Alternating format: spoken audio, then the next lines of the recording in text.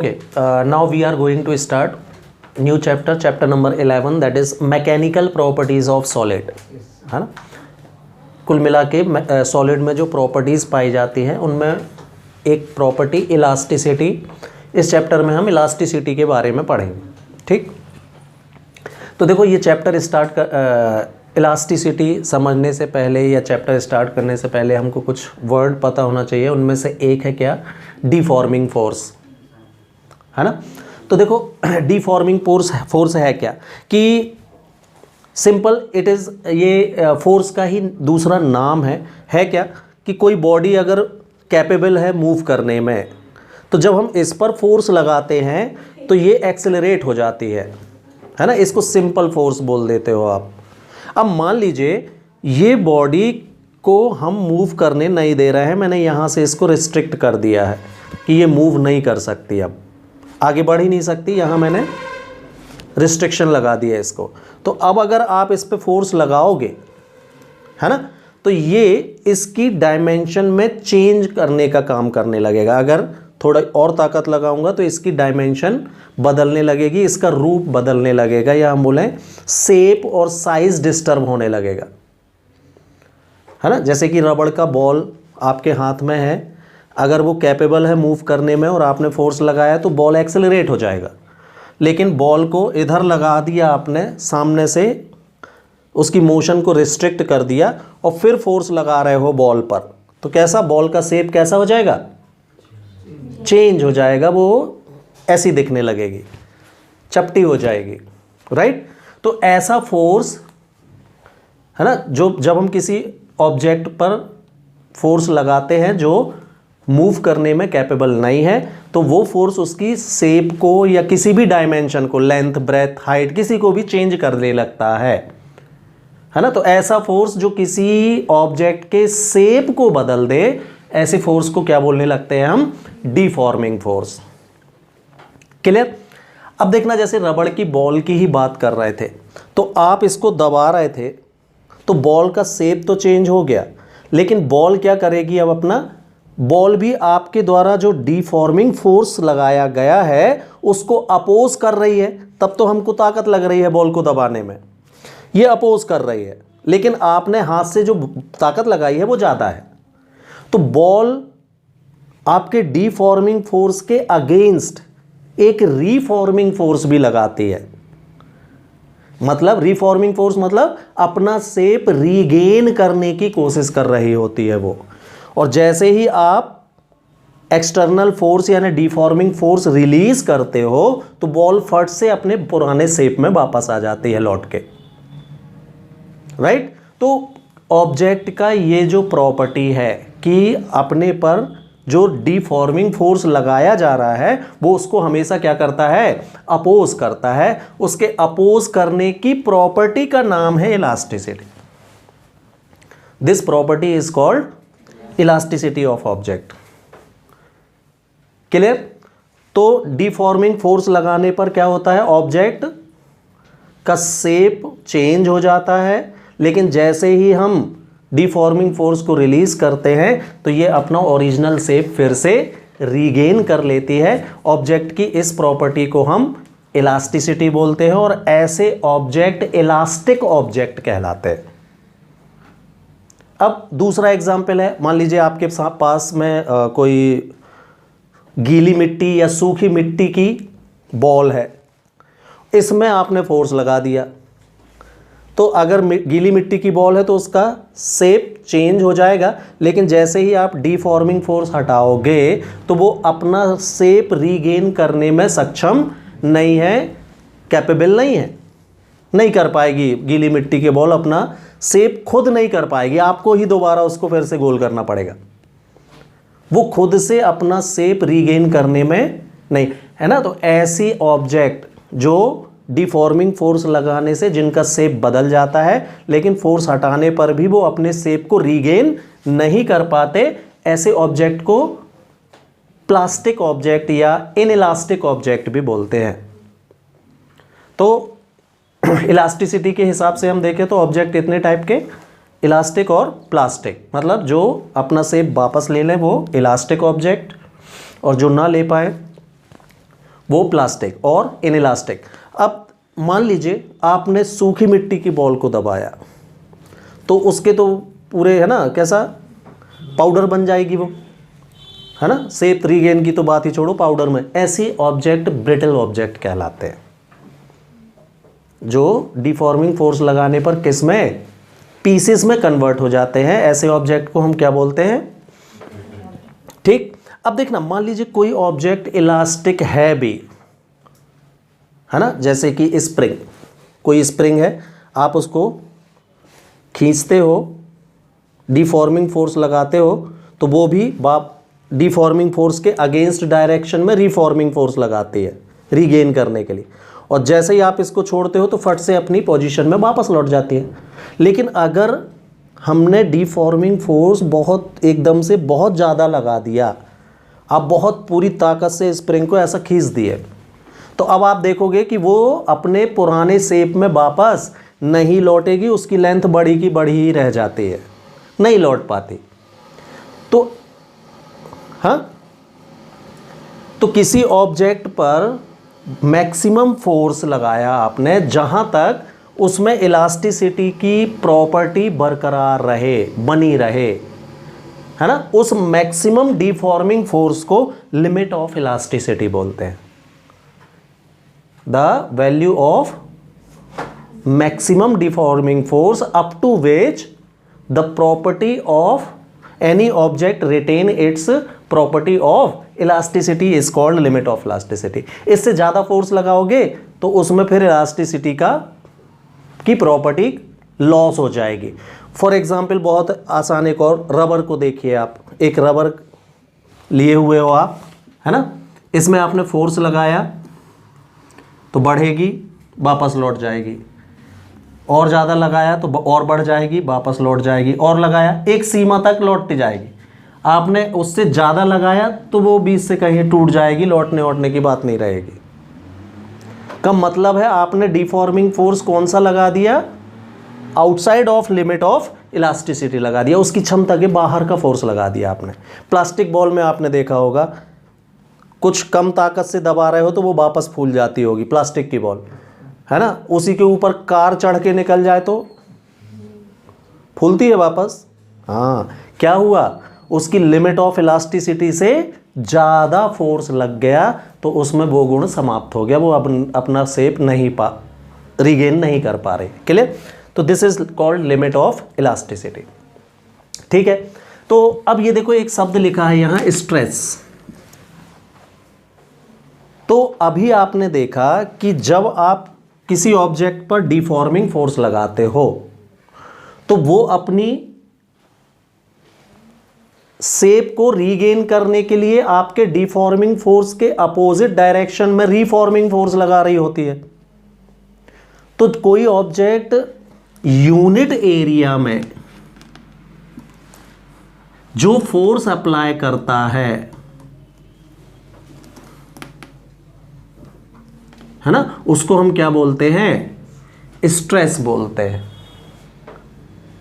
है ना। ऑब्जेक्ट के द्वारा यूनिट एरिया में applied force, opposing force, deforming force के अपोज में जो फोर्स लगाता है किसी ऑब्जेक्ट के यूनिट एरिया में, तो हम उसको क्या बोलते हैं, stress. That is stress upon, stress is equal to force by area, that is F upon A, और इसकी यूनिट क्या बनेगी, न्यूटन एरिया की, न्यूटन पर मीटर स्क्वायर इसकी यूनिट होती है।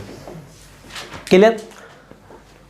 अब देखिए फोर्स लगाने के भी कई तरीके होते हैं। मान लीजिए आपके पास ये एक तार है मेटल का या रबड़ का वायर है, इस पर आपने फोर्स लगाया, ये डिफॉर्मिंग फोर्स खींचने के लिए।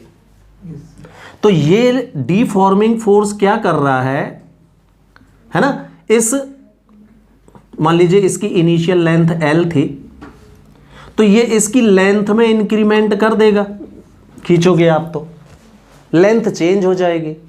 ऐसा फोर्स जो किसी ऑब्जेक्ट की लेंथ में चेंज कर देता है, ऐसे फोर्स को हम फिर लॉन्गिट्यूडनल फोर्स बोलते हैं, लॉन्गिट्यूडनल स्ट्रेस बोलते हैं।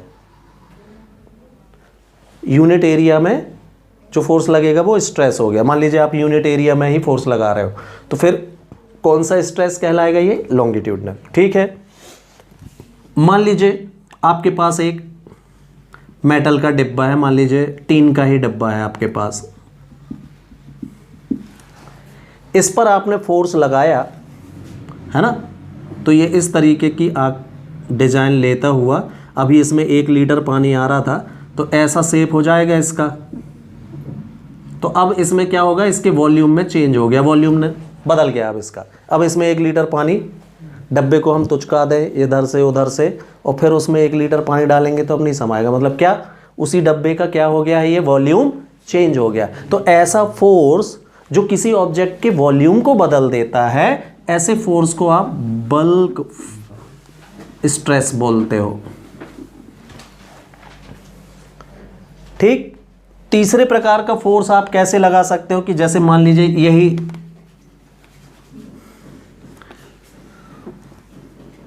है ना, टीन का ही एक डब्बा था, आपने क्या किया? इसमें टेंजेंडियल फोर्स लगा दिया ऐसा, इसके मूव करने में ये नहीं था, आपने इसके टॉप पर एकदम से एक फोर्स लगाया है ना, तो उससे क्या हुआ? 1 लीटर का डब्बा था, इसमें अभी भी 1 लीटर पानी तो आ रहा है, लेकिन ये आपको हल्का सा ऐसा तिरछा दिखने लगा। ये शेप तो बदल गया, वॉल्यूम चेंज नहीं हुआ है ना, लेकिन ऐसा था, ऐसा दिखने लगा। हाँ, वॉल्यूम ना बदले लेकिन शेप बदल जाए। जब ऐसा फोर्स आप लगाते हो तो इसको टेंजेंडियल फोर्स और टेंजेंडियल स्ट्रेस बोलते हैं। अगर यूनिट एरिया में लग रहा है तो स्ट्रेस है, अदरवाइज नॉर्मल फोर्स है। क्या है स्ट्रेस की definition? Force upon area. Clear? अब स्ट्रेन, एक और वर्ड लिखा हुआ है यहां पर, स्ट्रेन। तो देखो अभी हमने देखा था ये रबड़ की वायर की कंडीशन में, आपने इसमें फोर्स लगाया था, तो इसकी लेंथ, इनिशियल लेंथ क्या थी या ओरिजिनल लेंथ कितनी थी इसकी? L, है ना। और जब आपने फोर्स लगाया तो इसकी लेंथ बढ़ गई है, डेल्टा L से इंक्रीज हो गई है सपोज। तो या तो लेंथ इंक्रीज होगी या वॉल्यूम इंक्रीज और डिक्रीज होगा। इसको प्रेस करेंगे तो डिक्रीज होगी, है ना, और या फिर उसका वॉल्यूम नहीं बदलेगा, क्या होगा? केवल शेप बस बदल जाएगा। इनमें से कोई एक काम होगा, है ना। तो वास्तव में क्या हो रहा है? आप देख रहे हो कोई ना कोई डायमेंशन चेंज हो रही है। हाँ, तो हम बोलेंगे किसी ऑब्जेक्ट की डायमेंशन में जो चेंज होता है, चेंज इन डायमेंशन, और जो उसकी ओरिजिनल डायमेंशन है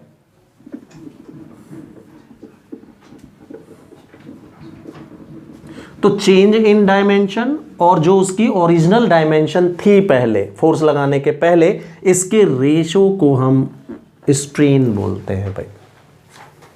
the ratio of change in dimension of an object to the original dimension is called strain.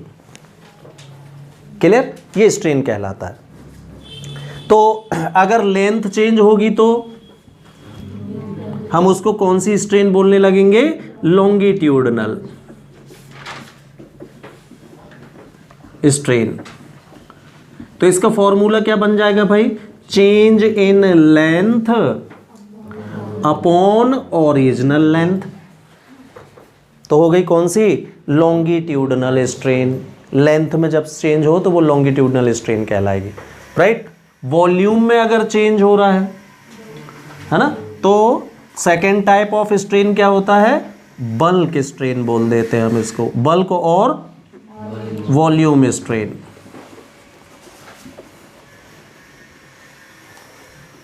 Clear? तो बल्क और वॉल्यूम स्ट्रेन क्या बन जाएगा formula? Change in volume, ratio of change in volume of object to the original volume is called bulk strain. Formula यही रहेगा, change in dimension. Dimension की जगह length लगा दो तो लॉन्गिट्यूडनल बन गया, डायमेंशन की जगह आपने वॉल्यूम लगा दिया तो बल्क और वॉल्यूम बन गया। और फाइनली थर्ड टाइप का ये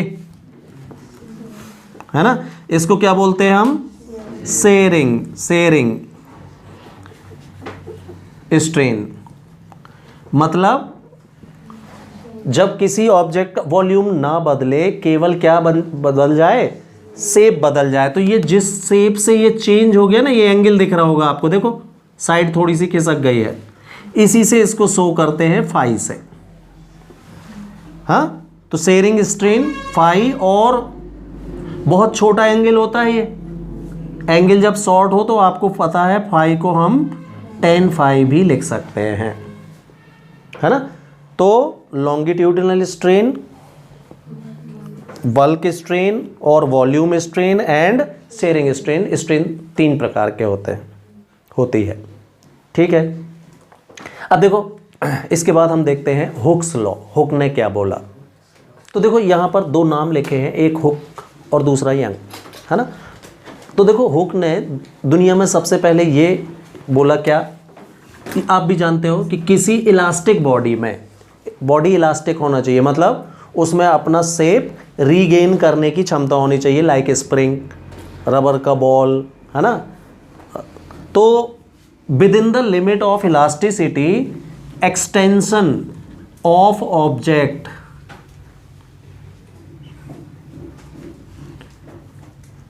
जो होता है, it is directly proportional to the force applied on body.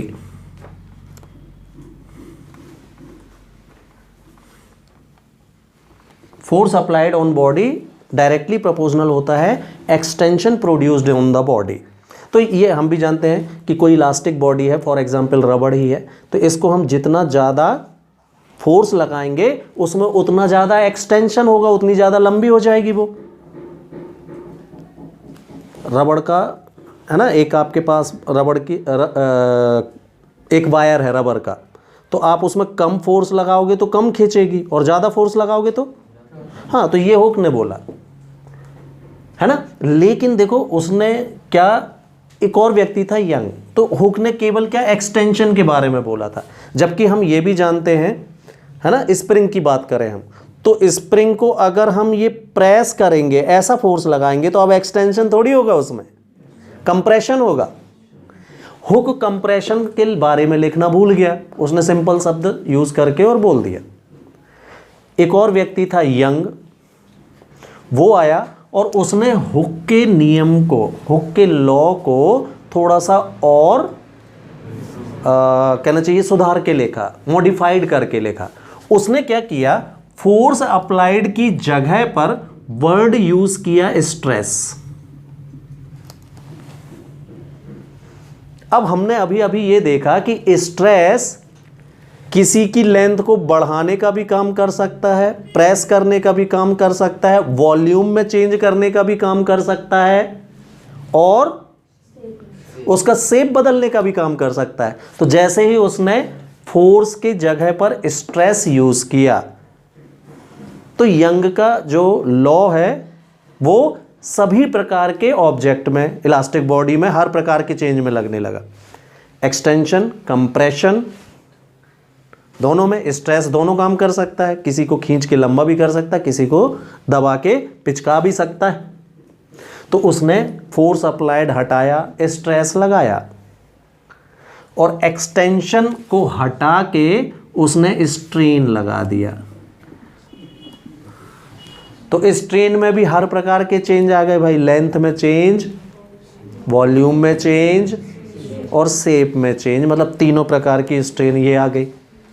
हाँ, तो यंग का लॉ बन गया ये कि stress is directly proportional to strain. Clear, है ना। तो प्रोपोर्शनल साइन हटा के इक्वल साइन लगाओगे तो एक कांस्टेंट का मल्टीप्लाई होगा, the constant is E, where E is a proportionality constant called, है ना, मॉडुलस ऑफ इलास्टिसिटी बोलते हैं इसको। E का नाम क्या है, मॉडुलस ऑफ इलास्टिसिटी, इसका नाम है E। तो यहाँ से ई का फॉर्मूला भी बना सकते हो आप। ई इज इक्वल टू क्या बनेगा भाई? ठीक है, स्ट्रेस अपॉन स्ट्रेन।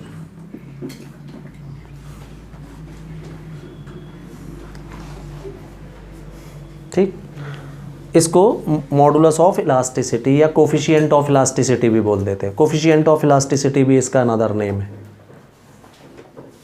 क्या देखा आपने कि इस modulus of elasticity stress upon strain होता है। तो अगर आपको ये भी पता है कि स्ट्रेन जो होता है लेंथ बाय लेंथ, मतलब एक डायमेंशन लेस क्वांटिटी है, तो जो स्ट्रेस का जो भी डायमेंशन यूनिट होगी क्या होती है? न्यूटन पर मीटर स्क्वायर। यही किसकी? मॉडुलस ऑफ इलास्टिसिटी की भी होगी। अब इसमें एक चीज देखो आप कि स्ट्रेन के कितने टाइप पढ़ लिए आपने? 3 टाइप्स स्ट्रेन के पढ़े। का मतलब है कि मॉडुलस ऑफ इलास्टिसिटी के भी 3 टाइप होंगे। तो स्ट्रेन बदलने से मॉडुलस बदलेगा। पहला स्ट्रेन कौन सा था? लॉन्गिट्यूडनल स्ट्रेन, है ना। तो अगर हम देखो लॉन्गिट्यूडनल स्ट्रेस ले लें और लॉन्गिट्यूडनल स्ट्रेन ले लें, है ना, तो इसका रेशो जो होगा उसको यंग ने अपना नाम दिया भाई, यंग्स मॉडुलस बोलते हैं इसको।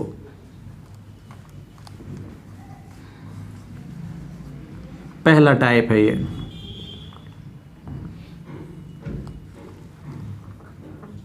हाँ, तो मॉडुलस ऑफ इलास्टिसिटी का पहला टाइप कौन है? Young's modulus. क्या होगा? The ratio of within the limit of elasticity. ये वर्ड जरूर लगाया करो भाई डेफिनेशन लिखते समय। ये जितने भी नियम हैं बियॉन्ड इलास्टिसिटी की लिमिट के लिए बिल्कुल नहीं है। आपको किसी ऑब्जेक्ट को ऐसा नहीं खींचना है कि वो खिंचा रह जाए, या ऐसा नहीं प्रेस करना है कि वो दोबारा उठ ना पाए। इलास्टिक बॉडी में भी इतना ज़्यादा फोर्स नहीं लगा देना है, ठीक है। हाँ, तो within the limit of elasticity the ratio of longitudinal stress to the longitudinal strain is called what? Young's modulus. It is denoted by capital Y से ही इसको शो करते हैं। अब ये बताओ longitudinal stress, स्ट्रेस का फॉर्मूला फोर्स अपॉन एरिया होता है। अब भी लिखा था अपन ने F upon A, force applied on unit area, है ना। और लॉन्गिट्यूडनल स्ट्रेन का change in length bye original length होता है कि नहीं? हाँ, तो ये इसको अगर हम रीअरेंज करेंगे तो यंग मॉडुलस का फॉर्मूला बनेगा, एल ऊपर चला जाएगा, F into capital L upon A into delta L. This is formula of young modulus. Clear? दूसरे टाइप की स्ट्रेन क्या पढ़ी आपने? Bulk strain. तो दूसरा मॉडुलस बल्क मॉडुलस होता है।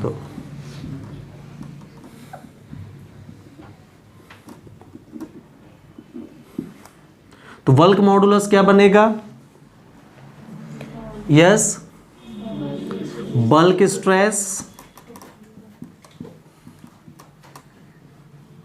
Bye bulk strain.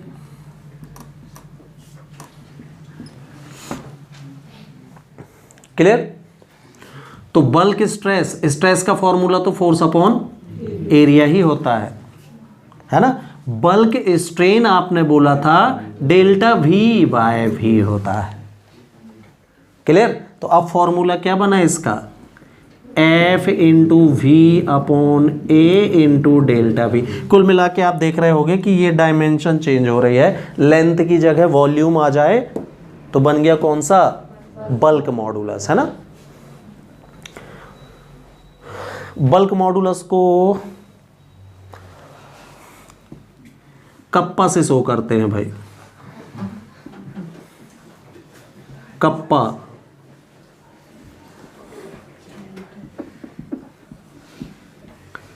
के से थोड़ी सी डिजाइन बदली हुई होती है इसकी, है ना। ठीक।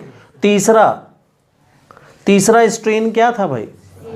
शेयरिंग स्ट्रेन, है ना। शेयरिंग स्ट्रेन में जो मॉडुलस होता है उसको शेयरिंग स्ट्रेन वाले मॉडुलस को नाम भूला, रिजिडिटी, हाँ मॉडुलस ऑफ रिजिडिटी बोलते हैं। तो तीसरे टाइप का मॉडुलस ऑफ रिजिडिटी, और इसको शो करते हैं किससे, ईटा से। यार आ उसमें इट इज डिनोटेड बाय ईटा। तो क्या बनेगा इसका, एफ अपॉन ए, स्ट्रेस तो रहेगी, स्ट्रेस कौन सी, टेंजेंटियल स्ट्रेस है ना, और स्ट्रेन कौन सा, फाई। तो it is denoted by eta, tangential stress formula same F upon A ही रहेगा, and shearing strain that is phi. तो ईटा का फॉर्मूला बनेगा F upon A into phi, modulus of rigidity बोलते हैं इसको। तो हाँ, मॉडुलस ऑफ इलास्टिसिटी के भी 3 टाइप, क्योंकि स्ट्रेन के 3 टाइप होते हैं, हर प्रकार की स्ट्रेन का एक मॉडुलस। लॉन्गिट्यूडनल का कौन सा, यंग मॉडुलस, इसको बस यंग ने अपना नाम दिया है, वास्तव में क्या ये लॉन्गिट्यूडनल मॉडुलस कहलाएगा, है ना।